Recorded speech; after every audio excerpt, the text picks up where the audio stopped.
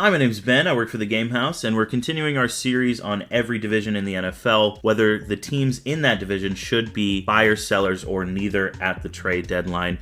This should be a quick video, so let's just get into it with the Lions, who are sitting at 5-1. I think they could possibly be buyers at the deadline. Maybe shore up some of those defensive struggles. Offensive line is obviously really good. The wide receivers are mostly good, maybe a little inexperienced, but mostly good. And then they have two running backs that they're not really utilizing correctly, so I think they need to get that ironed out before they buy another one. But maybe on defense, maybe just a piece here or there to replace CJ Gardner-Johnson or something like that. Show the NFC North that they really want to win this division and maybe go deep into the playoffs. Although, if you're trepidatious about that, I understand it is the Lions. Next is the Packers, sitting at 2-3. I don't think they should be sellers or buyers at the trade deadline. Really, the problem with this team is coaching, which is why they're 2-3. And Jordan Love hasn't been awesome, but hasn't really been coached up to do what he can specifically. They can't trade away any of their young defensive players. Their offensive line is sort of makeshift and needs to be shored up, but I really don't think they can trade any of those guys away. And then the wide receivers are also young. I really don't think they can do anything at the trade deadline. They should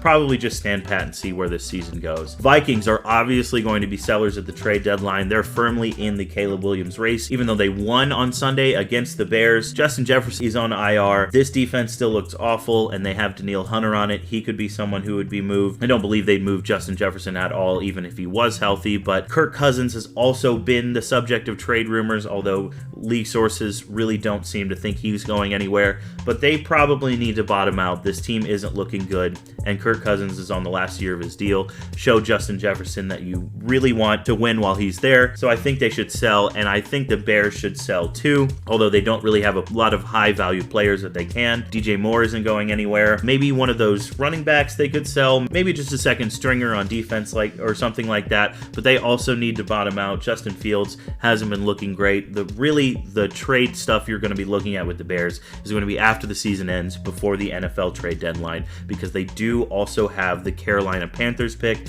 and they're the only winless team in the NFL. So they could very realistically have pick 1 and 2 in this draft. But that's the NFC North. Stay tuned for the rest of these, and thanks for watching. I appreciate it.